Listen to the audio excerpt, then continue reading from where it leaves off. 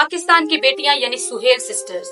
जिन्होंने गैर मुल्क में जाकर मुल्क पाकिस्तान के नाम को रोशन किया, सर बुलंद किया और एक दो नहीं बल्कि 15 मेडल जीते और मुल्क पाकिस्तान के नाम को रोशन किया, जिनकी कामयाबी का डंका पूरी दुनिया में बजा। मगर अफसोस के साथ इस बात को किया जा रहा है कि उन्हें अपने मुल्क में नजरअंदाज कर दिया गया और उनके साथ गैरों जैसा बर्ताव किया गया। पाकिस्तान एक ऐसा मुल्क है जिसके बारे में ये चर्चा है कि यहाँ अकलियतों पर जुल्म और सितम किया जाता है। इस सूरत हाल में जब इन मसीही बच्चियों की जानिब से पाकिस्तान के नाम को रोशन किया गया तो पाकिस्तान के पास ये मौका था कि इन बच्चियों को सराहा जाता ताकि पाकिस्तान की जानिब से यकजहती का पैगाम पूरी दुनिया में पहुंचता। मगर अफसोस, एक ही वक्त में जब दो एथलीट ने पाकिस्तान के नाम को रोशन किया गया तो एक को तो सरफराज किया गया, इनामात दिए गए, सराहा गया, मगर इन बच्चियों को नजरअंदाज कर दिया गया, जो न सिर्फ इन बच्चियों के लिए बल्कि मसीही कौम के लिए भी दिल आजारी का सबब बना। अफसोस के साथ इस बात को किया जाता है कि पाकिस्तान में अकलियतों पर झूठे इल्जामात लगा के बगैर किसी सबूत के जुल्मों सितम को तो कर लिया जाता है,